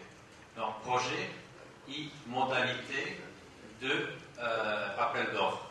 Donc, le PPP, c'est une modalité d'appel d'offres pour l'administration, un modèle de coopération différent. Mais s'il n'y a pas de projet, s'il n'y a pas de planification stratégique, bon, la PPP ne va pas faire un mauvais projet, bon projet. Et la même chose passe de l'autre côté. Donc, il faut diviser la planification stratégique, donc la consultation avec les régions, l'identification des projets qui ne sont pas de cathédrales dans le désert, donc qui génèrent effectivement de la rentabilité. Il y a des instruments qui tout le monde connaît, l'analyse coût-bénéfice, il y a le tas de rentabilité sociale. Donc, pour faire cette sélection de projets, on n'a pas besoin de PPP pour identifier des projets. Donc, la seconde question, alors pourquoi on fait de PPP? Alors, on fait de PPP pour plusieurs raisons. On a vu qu'il y a un problème d'exécution de budget, donc on a une capacité d'exécution. Dans la PPP, il y a des incentives économiques parce que le privé peut délivrer l'infrastructure en temps qui était décidé, parce que sinon, il ne génère pas de ressources pour payer les bailleurs de fonds. Donc, ils doivent délivrer l'infrastructure en temps, mais dans le budget, parce que sinon, il n'a pas le budget pour payer la dette. Okay? Donc, il y a cet élément d'efficience. Sur l'élément d'innovation, l'innovation, ce n'est pas fait en général pour les offres spontanées. L'innovation, c'est fait pour les éléments principaux de la PPP, qui c'est le paiement à la performance et la définition de standards. Donc, il y a deux standards qui sont définis pour le secteur public, et donc l'innovation vient du secteur privé, dit trouver la solution moins chère pour achever et mieux pour achever cet objectif de politique publique défini pour le secteur public. C'est ça l'innovation. Troisième point pour lequel on fait le PPP, que tout le monde pense, qui est le PPP apport de financement. Bon, il apporte temporairement d'espace budgétaire, temporairement. C'est-à-dire les PPP ne sont pas gratis, il faut les payer. Il faut trouver, en fait, peut-être que dans des cas, ils sont plus chers parce que le coût de financiation du secteur privé est plus cher. Donc, il faut trouver des PPP où l'avantage de l'efficience dans l'opération est majeur de le coût de financiation. Donc, mais ça, il est prouvé que pour cet incentive économique qu'il y a là. On a aussi parlé d'entreprises publiques on a parlé de privé, public. Dans le marché public, il y a toujours un privé de l'autre côté. Donc, c'est idéologique de penser que les PPP, il y a le privé, dans les marchés publics, il n'y a pas le privé. La différence, c'est le long terme, la relation long terme dans le privé, donc c'est plus complexe, il faut coopérer, parce qu'à 30 ans, il y a des choses qui changent. Le dernier point, je pense que c'est important de mentionner, c'est encore, comme on dit, un reality check. Pour faire le PPP, comme on dit avant, il faut avoir une taille suffisante, il faut avoir une typologie de rentabilité, il faut avoir une capacité d'une administration qui donne confort à quelqu'un qui doit faire un grand investissement. Et donc, on ne peut pas penser de faire une école, comme on disait hier, en piscine. Donc, il faut avoir des projets. Nous, par exemple, en BEI, on fait des projets minimum de 180 millions d'euros. Donc, quand on parle de les régions, il faut commencer à penser à joindre des projets, pas d'une taille qui peut attraper l'investissement. Et le dernier point, c'est le développement local. Donc, comment on peut complémenter la nécessité d'attraction, d'innovation, d'expérience qui est étrangère, mais qui peut bien devenir locale dans le court terme avec des partenariats, des consortiums entre le privé et chercher de créer de l'emploi. Donc c'est très complexe ça, parce que ça aussi il y a des problèmes aussi de préférence nationale qui va empêcher beaucoup de bailleurs de fonds internationaux de financer cette infrastructure. Merci. Il y a un point, avant de passer la parole à Eliade, que j'aimerais évoquer s'il y a quelqu'un qui veut rebondir là-dessus. On a beaucoup parlé après la Révolution de nouveau découpage régional, parce qu'on ne peut pas parler de développement régional si on ne repense pas le découpage. Est-ce qu'il y aurait un apport par rapport à ça? Quel est votre avis? Donc, pardonnez. Ça tombe bien parce que ma proposition va venir un petit peu dans ce sens. Parce qu'on n'en a pas parlé. Un peu de... La fréquence était bonne.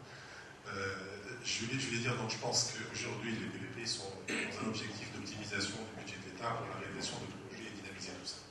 Donc c'est vrai que, comme a dit Valérie tout à l'heure, et tout le monde, Madame Ricky, définir les objectifs prioritaires, identifier les projets est quelque chose d'une phase très très importante. Mais également, il y a donc, une fois identifiés ces projets, nous avons vu également d'autres contraintes, des contraintes de rentabilité. Le privé cherche la rentabilité, l'État cherche à faire plus de social et montrer qu'il a initié des choses dans ces projets en attendant que la prospérité arrive et que les gens s'installent, puisqu'il y aura également les infrastructures d'installation, le confort pour que des écoles, pour que les investisseurs amènent leur famille s'installer là-bas, un petit peu de culture également pour que les gens puissent pas seulement travailler, rentrer chez eux et se barricader, pour revenir un petit peu à la question de sécurité également. Donc, puisqu'on est dans une contrainte d'optimisation du budget de l'État, on pourrait faire également un découpage géographique. On pourrait se dire que si aujourd'hui l'État doit faire du social et ne pas chercher immédiatement la rentabilité sur les projets sur lesquels elle doit faire, mais un besoin d'infrastructure, comme a dit Walid, immédiat, parce qu'on est dans un stade de délabrement total de certaines infrastructures, on se fixe, on se dit, ou bien on peut faire une répartition, ou bien sectorielle, ça veut dire sur certains secteurs c'est l'État qui agit, et ensuite le reste on laissera les PPP agir, ou bien une répartition géographique, on se dit, ok, l'État ne va plus s'occuper des régions côtières et des investissements que de l'État doit faire pour la conduite et l'investissement, parce qu'aujourd'hui on parle des régions démunies, il ne faut pas oublier, on ne va pas refaire la même bêtise que du discours initial qu'on a fait au niveau de la Révolution, créons des entreprises, on n'a pas dit sauvons l'existant. Donc aujourd'hui on se retrouve avec l'existant qui peine et pas beaucoup de création. Donc là également on va se retrouver également avec cette problématique, créons, développement des régions, et les régions côtières, qu'est-ce qu'on va faire mourir? On va les oublier? Non. Donc on va se dire, on va redonner les PPP aux régions côtières et aux régions qui étaient initialement entretenues avec les efforts de l'État, donc on va donner cette zone-là. De là également, on va venir également une moindre contrainte de coût et de rentabilité, puisque c'est déjà il y a une dynamique dedans, et le privé pourra également trouver une certaine rentabilité, et l'État s'occupera initialement des grands projets qu'elle aura mis en place sur des zones dans lesquelles il y a une très faible rentabilité, mais un besoin social immense. Voilà, c'était... Merci, Elia. Merci. Je crois qu'il y a une recommandation à retenir, celle du niveau d'implication du privé lors de la préparation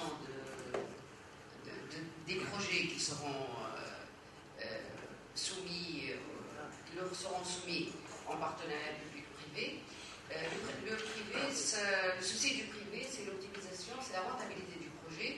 Des fois, la vision du privé au moment de la préparation du projet peut être très intéressante pour une meilleure rentabilité. Comme a dit Riyad, le public va préparer un projet. Il a un souci social, il a un souci d'apporter, c'est un apport qui sera des fois gratuit de l'État ou payer des prix très dérisoires, des fois subventionnés. Donc la contribution du privé, des fois, peut même diminuer cette subvention par une rentabilité du projet, parce qu'il a été concerté au début, au moment de sa préparation. Donc la vie, pour moi, le privé doit être concerté auparavant.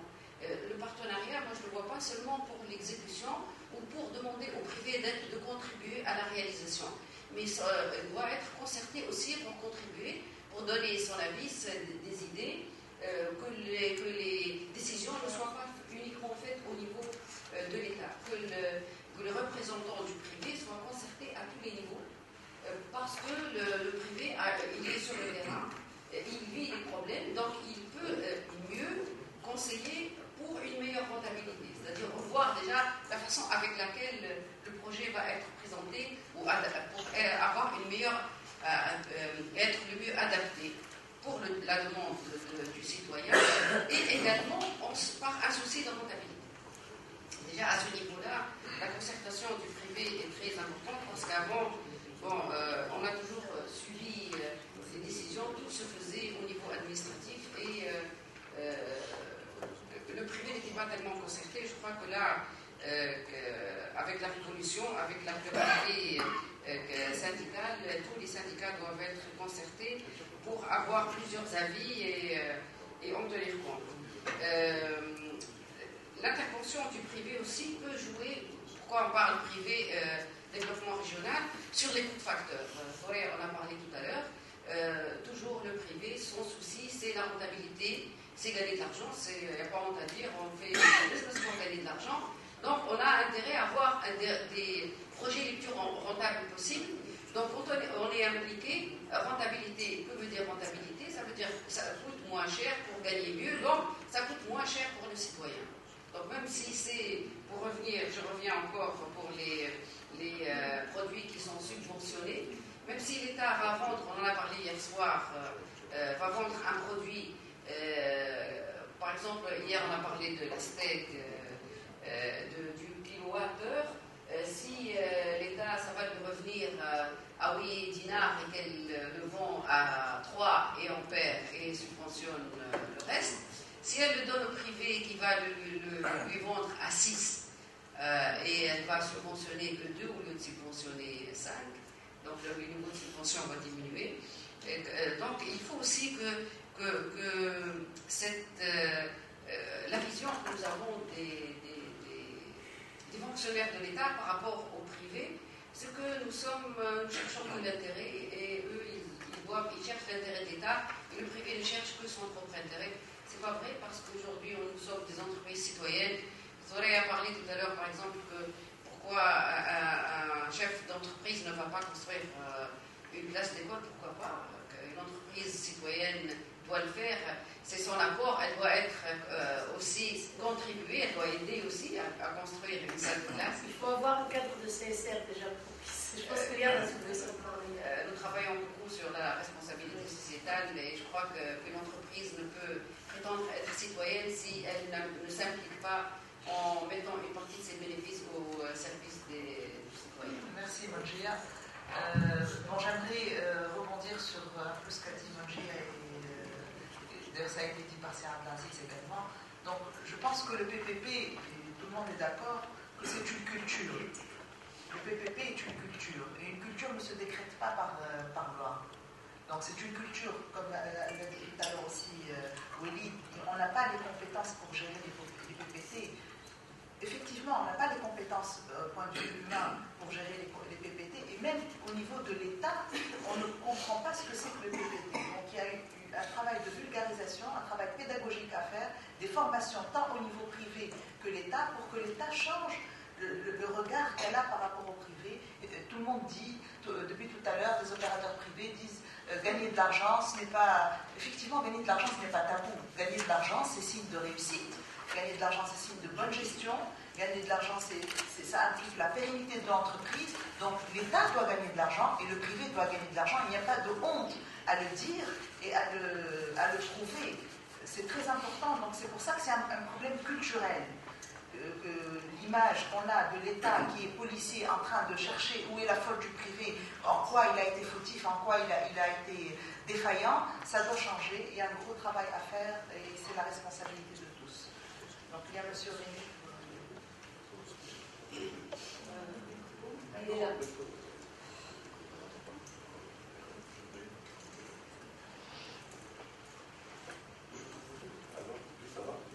Oui, ça va. Ça va.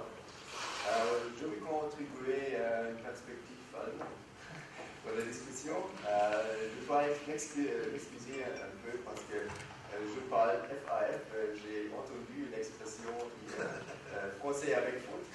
Alors, je ne suis pas si parfait. Mais le deuxième message, je ne suis pas un expert de la Tunisie. C'est la première fois que je suis ici à Tunis. Mais le troisième, je crois qu'il est nécessaire de constater d'abord la structure de l'État. Et je peux vous donner des messages, des constats de la structure de l'Allemagne et pourquoi je crois que nous sommes si compétitifs, que nous avons beaucoup de PME. Et je crois que c'est dû à voir que nous avons une structure très décentralisée. Alors je crois qu'il est nécessaire que vous voyez sur une structure décentralisée. Il y a des fortes régions et non pas comme en France, une capitale centrale et les régions ne jouent pas un rôle si important. C'est différent à l'Allemagne. Il y a beaucoup de PME dans dans la forêt, c'est vraiment ça. Je viens de la Bavière et c'est beaucoup de PME qui sont très compétitifs. Par exemple, Leoni, qui est un investisseur ici très fort, vient de la Bavière et vient d'une région pas si grande. Et cela veut dire que cette décentralisation est très importante. Deuxième, nous avons un principe de subsidiarité. Cela veut dire qu'on finance ce qu'on peut financer, par exemple au niveau régional, et si on n'est pas possible de financer ça, on va non plus haut. Et si au niveau fédéral, par exemple, on finance les autoroutes, l'union des télécommunications, l'énergie, et comme ça. Et c'est le service public qui est créé par l'État, et c'est nécessaire que ces structures sont néanmoins égales dans tout le pays. Mais il y a des structures décentralisées et les régions ou le province, on peut dire, ont un budget soi-même.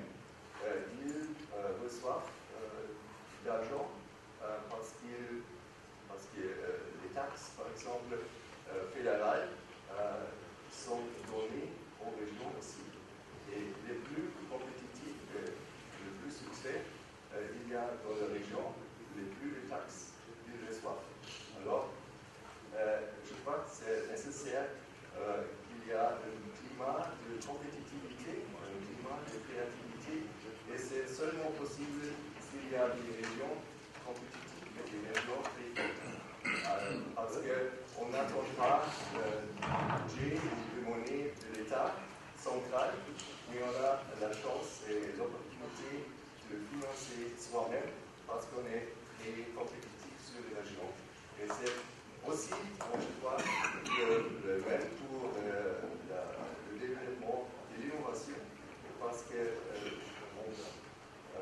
travaille avec des entreprises, des universités au droit sur la région, et c'est pourquoi il est possible d'avoir un haut niveau d'innovation aussi régional. décentralisée dans l'Allemagne et je crois que c'est une explication pour le développement de l'Allemagne. Merci. Est-ce qu'il y a une autre intervention? Très rapidement. C'est une intervention un peu philosophique, je dirais. En fait, je voulais juste faire une petite remarque par rapport à ce qu'on entend sur le développement régional. Parce que, après tout, un des objectifs maintenant en fait, de ce développement régional, c'est d'établir une croissance qui est plus inclusive. Ce qui m'interpelle, c'est que très souvent, quand on fait ce genre de discussion, on est en train de confondre ce qu'on appelle une croissance inclusive et une croissance qui bénéficie pour ce qu'on appelle du pro-poor growth. Et ce sont deux concepts complètement différents. Ça rejoint un peu ce que Liane a dit tout à l'heure, dans le sens que très souvent, quand on parle de croissance inclusive, on essaie de voir qu'est-ce qu'on fait. Déjà, on a l'impression qu'il faut absolument développer toutes les régions, qu'il faut qu'il y en ait la même croissance dans toutes les régions, ce qui est à mon avis utopique. Donc déjà, dans le cadre de ce travail de planification, il va falloir identifier quelles sont les régions qu'il va falloir développer. Pour les autres, quand on parle de croissance inclusive, on parle de ce qu'on appelle du equal opportunity, dans le sens que je dois donner les mêmes opportunités à ce type en termes d'éducation, de soins de santé, pour pouvoir évoluer, mais ça ne veut pas dire que je dois faire en sorte d'avoir des entreprises avec des croissances dans toutes les régions. Et ça, je pense que c'est très important à clarifier, parce que la manière dont on approche le développement régional et le choix des projets serait très très important. À mon avis, l'erreur qu'on va faire, c'est de forcer ou d'essayer à tout prix de faire en sorte qu'on développe toutes les régions de la Tunisie, parce que ça serait impossible à faire. Merci. Merci. Est-ce qu'il y a une autre contribution? Sinon, je ne sais pas si on a le temps par la suite de reprendre la parole. On va passer maintenant, parce que ce que je vous propose, c'est que Liane nous lise les recommandations qui ont été notées. S'il y a quelque chose qui n'a pas été bien suffisamment comprise, on peut la rectifier. Ensuite, on a la pause café et on passe au deuxième atelier, qui est innovation et TPP. Ça me permettra de développer un peu plus l'expérience aussi avec les deux. Non, on n'a pas eu.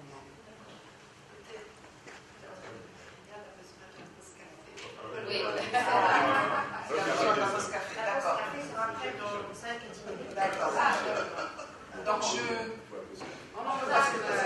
on peut passer au deuxième atelier. Tu as quelque chose par rapport au premier? Tout à l'heure, quelque chose qui m'a un peu gêné en fait, et qui est négatif pour cette question de partenariat, de perception du privé. Et on en souffre. C'est cette question que l'État peut être beaucoup plus en charge du social que le privé. Nous, s'il y a un portrait social peut être fait, il n'y a que l'entreprise. Donc, il n'y a pas une opposition entre. Et ça c'est utilisé aujourd'hui pour un peu évincer l'entreprise privée, l'entrepreneuriat privé du monde social, comme si le social était réservé au public, aux gens. D'ailleurs, le social public, on l'a vu, où est-ce qu'il a aujourd'hui a complètement une faillite. Autre chose, on ne parle plus aujourd'hui dans les pays du Nord. Et moi, c'est une expression qui me convient. Les syndicats du Nord, c'est-à-dire des pays scandinaves, aussi l'Allemagne, on commence à reprendre ça à Lyon avec cette nouvelle gauche en France, c'est l'efficacité économique et sociale. Et l'efficacité économique et sociale veut tout dire. Elle englobe tout. On ne parle plus de compétitivité et de rentabilité, mais on parle d'une efficacité. Et nous sommes preneurs de ça. Il n'y a pas de problème. Hein. On peut participer dans cette chose. Donc, on doit, à mon avis, on doit justement, dans le rapport, dire que cette question sociale peut être aujourd'hui assurée par le partenariat public-privé. C'est l'élément qui... C'est fondamental. Merci. Ça m'amène à... C'est un échange. C'est parfait, c'est parfait. Ça rejoint exactement l'intervention que j'ai faite hier, parce qu'hier, on a parlé, je ne sais pas qui est présent, on a parlé de la réforme de l'administration, on a parlé de la réforme de tout ça. On n'a pas parlé également de la réforme de l'entreprise. Donc j'ai fait une intervention, dire également le chef d'entreprise doit faire sa réforme dans le côté social, sociétal, etc., environnemental, et également la réforme des syndicats, parce que personne ne pourrait nous en parler. C'est deux choses très importantes. C'était également des choses qui n'ont pas été citées hier. Il fallait, pour compléter probablement le deuxième round, j'espère que l'année prochaine, on en reparlera. On fera le point sur on ne peut pas parler de RSE privé, et on nous évase complètement. Voilà, c'est ce que j'allais dire. Par rapport à la RSE, ça m'interpelle ce que tu dis, Riz. Effectivement, la notion de RSE n'est pas destinée seulement à l'entreprise publique. Aujourd'hui, l'entreprise privée œuvre pour être conforme aux normes RSE. D'ailleurs, nous, à la Connect, on est en train de développer un label RSE pour les entreprises, pour justement développer cette sensibilité sociale qui est fondamentale. Après la révolution, les choses ont changé. Les mentalités doivent changer. L'entrepreneur doit changer. L'ouvrier doit changer. Le citoyen doit changer. On n'a pas le choix. On est obligé de changer et d'évoluer vers une connotation sociale et une responsabilité RSE, comme tu l'as dit tout à l'heure. Oui, merci. Je souhaite rebondir par rapport au dossier de la mutuelle protection solidaire. Pour vous dire qu'au moment de la mise en place, il y a eu réellement l'application du gouvernement, après la Révolution. Donc, à quel niveau? C'est-à-dire, le tour de table a fait que le gouvernement se dit, aujourd'hui, ça me coûte tant, le privé, de quoi il est capable, afin d'optimiser cette mise en place de la mutuelle santé solidaire. L'application de l'UTICA, à travers Mme Bouchamel. Elle se dit, moi je suis prête aussi, en tant que patronat, de soutenir ce projet, à travers même la Fédération des artisans et des paysans, qui peuvent aussi être adhérents de cette mutuelle santé solidaire. Donc il y a eu réellement une implication et une volonté de part et d'autre, à la fois du patronat, du gouvernement tunisien, mais à un moment, donc, il y a eu un changement de gouvernement, entre autres, qui a fait que le dossier a été en stand-by. Donc la reprise aujourd'hui, j'espère bien, avec le gouvernement actuel. Voilà. Ok, merci. Est-ce qu'il y a une autre? Excuse-moi, Maria. Je ne suis pas du tout, donc je suis nouvelle au thème du PPP, mais il y a une question qui un petit peu m'interpelle. Est-ce que les PPP est une modalité appropriée de développer des projets qui émergeraient des régions dans des contextes des régions défavorisées où les projets par définition ne sont pas rentables, si je l'ai compris? Est-ce que le PPP est une modalité appropriée dans les régions où l'investisseur privé ne se met pas et donc ça ne me semble pas être le cas. Non. C'est le paiement public. Peut-être oui, je ne sais pas, c'est ça un petit peu la question peut-être d'aujourd'hui. Est-ce que des petits PPP pourraient être envisageables dans des régions où normalement les privés n'arrivent pas à faire ça tout seuls? Ou est-ce que c'est plutôt une question d'aller dans les régions défavorisées avec des programmes soit publics et de la responsabilité sociale d'entreprise? Parce que la responsabilité sociale d'entreprise n'est pas du PPP. Ce sont des mesures que l'entreprise fait de son propre c'est à l'état d'esprit, il veut le faire, etc. Mais c'est différent du PPP. Donc, est-ce que dans les régions défavorisées, on peut envisager des PPP ou non? Écoutez, absolument. Je crois qu'il ne faut pas confondre les concessions qui sont rentables, qui sont des paiements privés, il y a paiement de l'usager, majoritairement ou substantiellement, comme dit le mot, et le PPP qui est souvent à financement substantiellement, majoritairement public. Donc, effectivement, dans les régions, on peut faire des PPP, pas n'importe quoi, pas n'importe comment. On peut faire des PPP interrégionaux, mais ce sont moments, ça a été fait tout simplement pour des écoles, par grande question, ça a été fait pour des prisons, pour des bâtiments administratifs, des PPP. C'est un paiement étalé par la personne publique, majoritairement avec effectivement parfois des revenus privés qui peuvent être utilisés donnés par les usagers, mais qui sont minoritaires en PPP. Donc il faut bien distinguer, c'est pour ça que je disais tout à l'heure d'avoir des notions très précises sur concession PPP et marché public, ce sont des choses différentes. Mais il faut bien relire le texte du projet de loi et vous avez très grossièrement, en gros, les solutions. On vous explique ce que c'est que le PPP. Donc voilà, après, je crois qu'il y aura beaucoup de communication à faire là-dessus, beaucoup de sensibilisation pour que les notions soient claires. Là, il y a un très bon travail à faire. Ça va prendre des années et des années. Merci. Je crois que Zachary a En fait, moi, je voulais juste rebondir sur les deux questions, la PPP dans les régions et l'existence des entreprises existantes, parce que je ne sais plus qui a parlé d'entreprises existantes, etc. Et sur la gouvernance, il a parlé décentralisante, de gouvernance des acteurs institutionnels. Aujourd'hui, quand on parle de partenariat privé, est-ce qu'on inclut la société civile et les initiatives comme Sourtail il y a dedans, ou le privé, c'est juste l'entrepreneur privé? C'est quoi la dimension privée? Aussi, l'État a fait des choses, est présent dans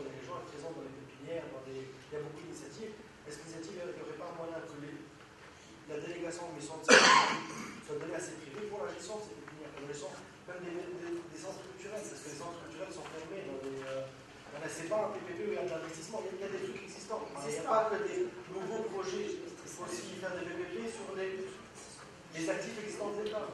Et voir, il y a un exemple aussi qui a un PPP pour moi qui est différent, il y a un centre de formation professionnelle à Marseille. Je ne sais pas si vous savez, je suis désolé, Olivier, je ne viens pas de mais à la Marsa. Tant que tu parles de la Marsa, ça va. Tu dois bien connaître la Marsa, donc c'est bon. Il faut que je pense au président de la Marsa et il y a un terrain d'un hectare. Le centre privé est en délabrement. Alors que le terrain, il a une réserve foncière très importante. L'État, s'il vendait de manière transparente ce terrain dans une. Il pourrait avoir de l'argent pour faire un centre de formation professionnelle technique avec l'ITEC, avec des partenaires. L'État a des ressources.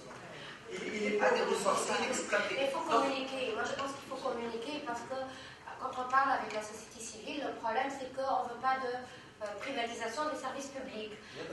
C'est ça le problème. Donc, il faut communiquer, il faut expliquer. Même pour l'enseignement supérieur, pour les pépinières, etc., ils pensent que voilà, c'est le secteur privé qui va prendre les ressources de l'État et les exploiter. Et là, le gouvernement doit intervenir pour, justement, comme tout à l'heure à Timonia, communiquer, expliquer les avantages, etc. Même s'il y a c'est vrai, des problèmes, mais expliquer tout au moins et donner plus de. Très rapidement. Oui. Non, mais en fait, je rejoins. Vous voyez, tout à l'heure a dit c'est dommage qu'il n'y ait personne des régions. Moi, je dis c'est dommage qu'on ait personne du public, la société civile. Je pense, pour les Tunisiens qui sont en salle, vous vous rappelez tous de la proposition du ministre de la Culture cet été de céder certains sites archéologiques qui sont en train de vraiment d'être complètement délabrés au privé. Et vous vous rappelez tous de ce qui s'est passé. Donc, en fait, on a beaucoup parlé. Voilà. Sauf que le privé vient de Voilà. Donc, tout ça pour dire, je trouve un peu la discussion qu'on est en train d'avoir un peu déconnectée de ce qu'on est en train de voir dans le pays. Parce qu'il y a eu aussi des propositions, même des privés, au ministère de la Culture, pour valoriser, pour faire des circuits, faire une espèce d'audio, vous voyez, quand vous allez un peu au Louvre ailleurs, vous avez une application, voilà, et on vous raconte un peu ce qui se passe là. Et ça a été complètement refusé. Donc, je pense que ce qui serait intéressant, si on peut mettre ça dans les recommandations, c'est que dans les sessions principales, il y ait des multiples. Voilà, appliquer l'administration sur les syndicats. Et l'administration et appliquer l'administration sur les syndicats. Et aussi la société civile, parce qu'on a beau rester dans cette très belle salle de l'IACE et à faire des propositions, je trouve ce discours complètement déconnecté. On a un exemple qui est très récent. Mais je rajouterais ça, impliquer l'administration et les syndicats et commencer dès maintenant à assurer la formation dans les universités. Parce que c'est un projet d'avenir. Et on a besoin d'éduquer ces jeunes pour qu'ils ne ressortent pas dans la rue et qu'ils expliquent aux gens qu'ils sont en train de vendre le pays. Également faire des modules pour ces jeunes. C'est un frein, c'est un frein au PPP. Quand il s'agissait de Radès, on a dit un mot. Il faudrait que le privé soit impliqué dans la manutention. Il y a eu 3 ou 4 jours de grève pour trace, il n'y a pas de trace. Madame vient de dire qu'il faut un plaidoyer pour une prise de conscience. Tu veux quelqu'un avec toi de ce côté pour faire prendre conscience à l'administration où il n'a pas cette prise de conscience. Alors, on le vit, c'est pratique, c'est palpable. Le problème, c'est pas qu'on a une idée préconçue ou une idée des syndicats déjà toute faite. Au contraire, on part du contraire vers une réalité. Au début, il y a quelques mois, quelques semestres, on croyait qu'il y avait une prise de conscience. Mais on le sait tous que cette prise de conscience n'existe pas. Pour donner plus de place. Il va te... Oui, moi, ce que je voulais rajouter à cette question-là, c'est que ce que je disais tout à l'heure par rapport au fait que le PPP est simplement un outil de mise en œuvre, de financement et de mise en œuvre des projets, c'est que cet outil permet aussi une certaine créativité. Et c'est pour ça que l'essentiel, c'est d'abord de commencer par l'identification des projets, indépendamment de l'outil. Après, une fois qu'on a identifié les projets, je peux vous dire qu'il y a plusieurs manières de rendre un projet rentable dans une démarche de financement PPP. Là, tu parlais d'un centre de formation avec une réserve foncière. Bon. Qu'est-ce qui empêcherait l'État de venir et dire à un privé, moi, je mets dans la corbeille le terrain, je mets dans la corbeille ce centre qui a besoin d'être réhabilité, et je demande au privé de me faire une proposition. Comment utiliser cette réserve foncière dans une démarche cohérente avec le centre de formation, c'est-à-dire une composante immobilière, mais qui aurait un rapport avec le centre de formation. Faites-moi des propositions. Ça peut être donc des locaux pour l'entrepreneuriat, ça peut être des bureaux qui peuvent être loués et qui peuvent apporter un financement, etc. Une rentabilité donc au projet. Au Maroc, à Casablanca, aujourd'hui, il y a un projet que l'État a confié à un privé dans lequel il lui demande de faire un parc d'attractions. Un parc d'attractions dont on sait qu'il ne sera pas rentable. Mais il a proposé au privé de mettre à sa disposition une réserve foncière autour de ce parc pour mettre en place une composante immobilière qui va rendre le projet rentable. Donc il y a toujours moyen de réfléchir et de mettre un projet sur une courbe de rentabilité moyennant une certaine créativité, et c'est là où l'apport du secteur privé est intéressant parce qu'il peut se permettre de faire des propositions réfléchies. Le tout est de savoir qu'est-ce qu'on a comme projet possible, réalisable. Aujourd'hui, les expériences internationales sont connues, on sait comment réaliser ces projets si on veut les réaliser sous un format PPP. Donc, le tout est de mettre en place une méthodologie, comment on approche les projets, comment on les identifie, et une fois que ces projets-là sont identifiés, on regarde quels sont les mécanismes de financement qui vont bien. Il y a des projets qu'il est très difficile de rentabiliser, ce sont essentiellement des projets d'infrastructure non marchandes, c'est-à-dire de faire une route qu'on ne peut pas traduire sur lequel on ne peut pas mettre de péage, par exemple. Vous ne pouvez pas réaliser un projet d'infrastructure de transport s'il n'y a pas de péage, ça ne peut pas faire l'objet d'un PPP. Après, le principe doit être de mettre en place une méthodologie. Je ne pense pas qu'on puisse même faire un plaidoyer global pour le PPP. Pourquoi? Parce qu'il y aura toujours quelqu'un pour vous citer un mauvais exemple et vous dire « Ah oui, mais vous voyez, dans tel cas ». On peut mettre en place une méthodologie, identifier les projets et faire des plaidoyers pour les projets. La deuxième chose qui est extrêmement importante, c'est aussi que les projets dans les régions soient faits par des gens dans les régions.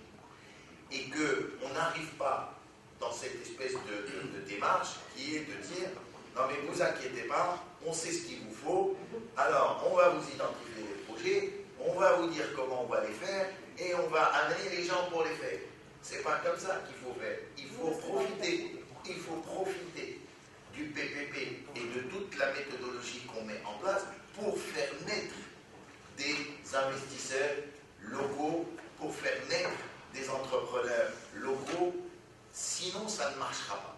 Voilà. Donc, il me semble que l'approche est beaucoup plus dans ce sens-là que de se dire est-ce que ce projet est rentable ou pas rentable. On trouve toujours le moyen de rendre un projet rentable si on a réellement envie que le projet s'implique, le privé s'implique dedans. D'accord, merci Walid. Si vous voulez bien, on prend l'intervention de Khaled et je prends monsieur, et après on a la pause café. Et Madame Barman. Je voulais en profiter maintenant parce que le sujet, je suis rappelé quelque chose, je ne pensais pas que c'était un PPP, mais ça peut être un PPP. C'est-à-dire, bien avant la Révolution, juste avant la Révolution, moi je rappelle, je m'occupe du secteur du bois d'ameublement, et nous n'avons pas en Tunisie d'université ou de structure pour la formation dans les métiers du bois de niveau supérieur. Et donc, on eu l'idée, mais c'est une idée que l'État a eue avant nous. Il y a la société Strasmeuble qui est au centre de Monastir et qui a été en faillite depuis plusieurs années. Et donc l'État a proposé que cette réserve foncière soit dédiée pour installer une université, un centre de formation, mais une université dans le métier du bois et de l'ameublement, en utilisant, si on veut, les infrastructures déjà existantes, etc. Et nous avons étudié ce projet en collaboration avec des écoles supérieures dans le métier du bois européennes, en collaboration avec l'État tunisien. Et nous avons eu tous les accords. Nous avons eu un financement de l'AFD, voilà, l'Institut social de développement de 6 millions de dinars pour le développement de cette école. Et malheureusement, après la Révolution, on avait des gens qui venaient, qui disent ce terrain-là, qui est une réserve foncière au centre de Monastir, qui est fermée maintenant, qui depuis plusieurs années, nous appartient. Et l'État n'a pas le droit d'en faire ce qu'il veut. Donc voilà, mais c'est pas exactement le PPP, mais c'est presque le PPP. Ça aurait pu être un PPP. C'est le problème foncier. C'est l'innovation. Voilà. C'est l'innovation. C'est le problème foncier qui a bloqué le développement du PPP. Mais c'est une entreprise qui appartient à l'État depuis toujours. C'est une entreprise, Strasmeuble, vous la connaissez, c'est une grande entreprise qui a été créée dans les années 60 et qui était en faillite depuis. Qui n'a pas laissé sous le propriété de terre. Pardon? Qui n'a pas laissé sous le propriété. Mais qu'est-ce que c'est cette histoire? Et en fait, le projet, c'est un projet de l'État, c'est pas un projet. Les privés apportaient, on va dire, leur contribution, mais à titre gratuit, quoi. C'est juste pour rendre le projet universitaire viable, quoi, c'est tout. Merci, voilà. Merci pour ta contribution. Madame Normal va intervenir. Ensuite, c'est la pause café, on revient après. Finalement, en entendant les discussions de ce matin, je me suis rendu compte qu'on a axé nos discussions sur l'outil, plutôt que de l'axer sur les projets qui eux-mêmes sont des réponses à des besoins.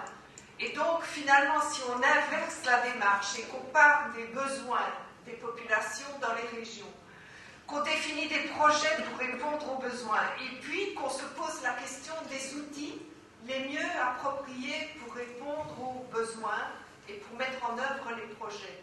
Je crois que ça pourrait faciliter les réflexions. Par exemple, s'il y a des pépinières qui ont été construites dans de beaux bâtiments mais qui ne fonctionnent pas de manière optimale, ce qu'il faut optimiser, c'est la prestation de services. Et donc, pour améliorer la qualité des services, ce n'est pas nécessairement un PPP, l'outil qui est approprié. Il faut prévoir des programmes de formation, il faut faire évoluer le rôle de l'État, de gestionnaire à un rôle de régulateur. Donc il faut peut-être partir des besoins, une fois qu'on les a identifiés avec les populations locales, définir des projets pour répondre aux besoins, et les outils, les instruments, ça peut être PPP, ça peut être autre chose, mais au bout du compte, c'est une question qu'il faut chaque fois se poser. Quel est le meilleur instrument, le meilleur outil pour mener à bien le projet qui répondra aux besoins et qui satisfera les populations des régions?